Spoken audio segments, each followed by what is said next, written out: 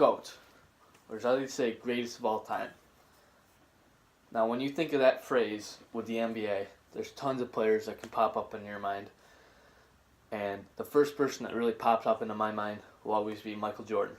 Now, people will say Bill Russell's the greatest, Oscar Robinson's the greatest, Kobe Bryant's the greatest. But the question is easy, has an easy answer. It's Michael Jordan. Now, I'm going to sit here and tell you why I believe he's the greatest. Even better than a lot of big arguments is the Michael Jordan versus LeBron James. Now that one is way too easy, and I'm going to really get into it and show you why I think Michael Jordan will always be better than LeBron James. The three things I'm really going to dive into today and look at are why he's better is, number one, finals record speaks for itself. Undefeated, 6-0. Easy one. Number two, the fact that he was able to dominate the way he did and step away because he was so bored of just domination and go play baseball for 2 years. And then, well, my love for basketball is very growing. I'm going to go back. And what did he do? Another three-peat. And number three, the clutch factor. I do not think we will ever see a player as clutch as we ever will Michael Jordan. Now, first off, when looking into Michael Jordan's finals record, he's 6-0 and never losing. When you look into LeBron's finals record, he's 3-6. Is that a coincidence? I think not. Michael Jordan has 6 finals MVPs. LeBron only has 3. 6 beats 3 always. Michael Jordan in the finals never, ever faced a Game 7. Now when we dig into this deeper and looking at his stats in the first 3 finals, they got better as each final went on. From averaging 31.2 points and a double-double with 11.4 assists a game. Then he went on to average 35.8 points a game and 6 assists and 8 rebounds, near a triple-double in the finals. And then he even averaged a still NBA record, 41 points per game in the NBA Finals. That speaks for itself. Each year the occasion got bigger and bigger, and he would show up to the occasion, and he just kept getting better and better. Now, the year before he retired and went to play with the Chicago White Sox AAA team, you look at LeBron's stats in his first 3 finals, and you see he got swept by the San Antonio Spurs. Michael Jordan, no. That would not happen in Michael Jordan, considering he never even faced a Game 7 in the finals. Now, when you look at his stats, he averaged 22 points a game, 7 rebounds, and 6 assists. We're not hating on that, but is that anything special than what Michael was doing in the finals? I think not. Now, then it took him another 4 years to even reach the finals again. And when he did, he had to build his own super team, which Michael Jordan never ever would ever think about, but that's a discussion for a whole nother day, where he then lost again to the Dallas Mavericks. And he had Dwayne Wade and Chris Bosh, and you're telling me he lost to the Dallas Mavericks, where he then went down and only averaged 17 points and 7 rebounds a game. His stats from the finals, when the biggest moments arise, which is the finals, which is when you need to show up for your team because it's the biggest moment in the NBA year, he could not rise to the occasion like Michael Jordan once did. Now, if you don't think Michael's better after just looking at that, then just keep following with me here. So then finally, LeBron finally did, he won a championship the next year. Not that he didn't have Dwayne Wade and Chris Bosh helping him, but he only had 28, 10, and 7, which is almost triple-double like Michael, but the way he was carrying the load like him, it's just, Michael just was outstanding. LeBron had so much help to even just finally get the one ring it took him, which we all give him credit for, but still, Michael Jordan, 3-0 to start, LeBron, 1-2. Now, another key factor to look into when comparing Michael versus LeBron is the fact that Jordan was just dominating the league so much. He had his first three-peat, the Bulls are rolling, they're winning 50 games a year, going through the East, just killing it. Then finally, his dad had passed away, so he had a whole life-altering, changing moment in his life. So he decided to come up with, I'm going to try going after my father's first love, which is baseball. Which, no offense to him, I think I agree with it. He had a tough time in his life, but he came to this conclusion. So then he tried going after baseball. Now, after retiring, the Bulls didn't even make it to the finals for the next 2 years as he was gone. What does that show you? They couldn't even get past the second round without Michael. That's a testament to himself and the type of player he was and carried the way he did with the Bulls. So, that's another just fact to look at when you look at Michael Jordan. Then, he finally decided, a year and a half out, I love basketball. I don't think I want to do this anymore with baseball. So, he saw the Bulls were struggling. He decided to come out of retirement. They were 31-31 in March. That's when he returned. The big return.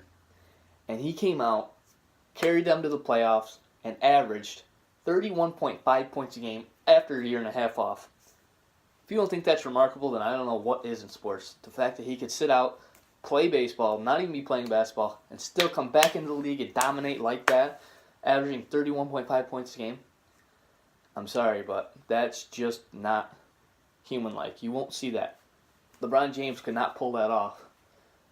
As evidence, he just hasn't thus far. So he does all that. They don't win the championship that year. They do fall short. But the year after, he comes back and takes the Bulls on another three-peat to add to his collection of 3 rings already.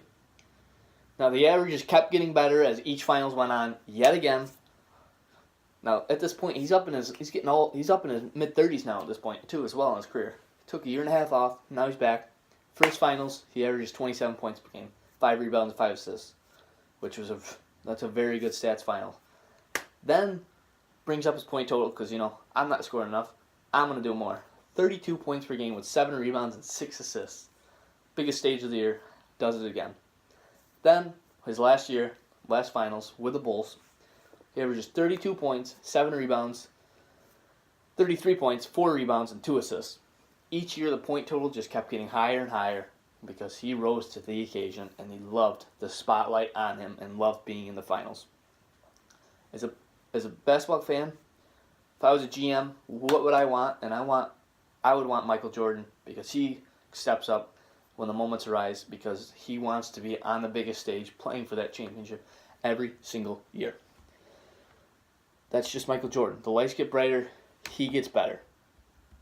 Then, even after this another three-peat, he retired again. So he became a president of operations for the Washington Wizards. What's he do? He does that for a couple of years. He's up to the age of 39.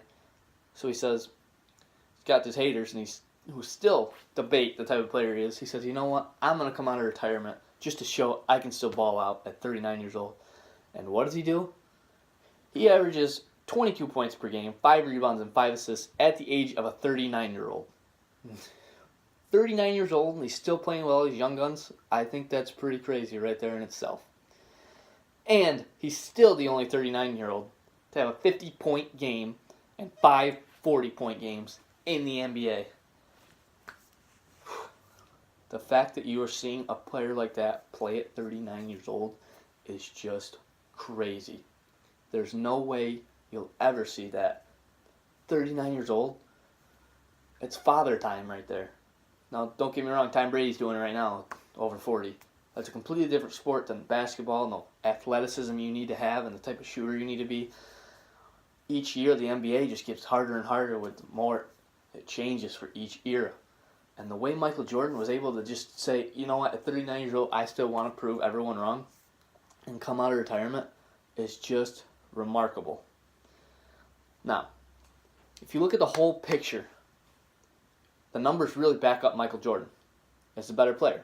Even though LeBron may have the better overall stats, whatever, stats are a little bit inflated nowadays. It's a little bit easier to put up triple doubles where it was. 3 points, a lot easier now that you're shooting way more in this league.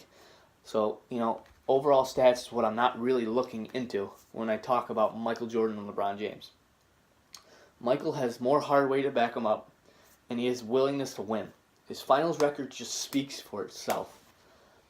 And being able to still play at the highest level at 39 to 40 years old will always make Michael just one of the greatest of all time. He just did it all for the Bulls, and that's why I really believe he's still the GOAT and always will be.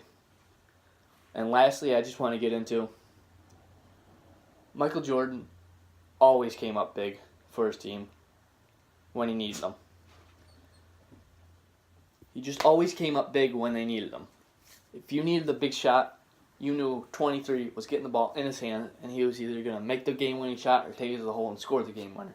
That's just the type of player Michael Jordan was. Now, if you want to go in and look at percentages based off playoff game winners, when there was 24 seconds to go with Michael Jordan, he was 9 for 18, which equates to 50%, if you guys don't know that. When LeBron needed to shoot the game winner with 24 seconds left, he was 8 for 23, equates to 35%. Numbers speak for itself right there again. 80, 50, 35%. Come on, it's pretty easy. Now, when you want to keep looking into the clutch factor of Michael Jordan, there are also no other moments to look than Game 5 of the 1997 NBA Finals, or so-called known as the flu game, if you guys haven't seen that, which is pretty crazy. Michael Jordan came into the game, flu-like symptoms, could barely walk, still decided to play. Now, if you know the flu, you know you can barely get up and walk yourself, let alone go out and play 40 minutes on the NBA Finals stage. I think that's just crazy to me. Now, he was able to score 38 points and hit the game-winning shot. 38 points while having the flu is pretty remarkable in itself. I don't know how you could... They were down at one point 77 to 69. That's when the Bulls went on a 10-0 run with Michael Jordan scoring 7 of that 10 to then hit his own and have a three-pointer game winner to give Chicago a lead for the good. And that was it. Now, I've just pointed out to you why Michael Jordan. I've just given you enough backup, showing you everything, talked about why the stats back me up, which the biggest stage, NBA Finals, I think it's the most important in the NBA. 6-0, 6 Finals MVPs. I think that's always going to top. Just no one's ever going to top what he's done on the biggest stage. Now people say, okay, well, if you're only looking at finals, then why isn't Bill Russell the greatest? Bill Russell played in the era where there was only six to 8 teams. That's a big difference to what Michael Jordan was doing. If you just look and listen to what I've said to you and take it back, you'll realize that Michael Jordan is the greatest of all time, and my stats and my knowledge and what I've brought to you prove that. Thank you for your time.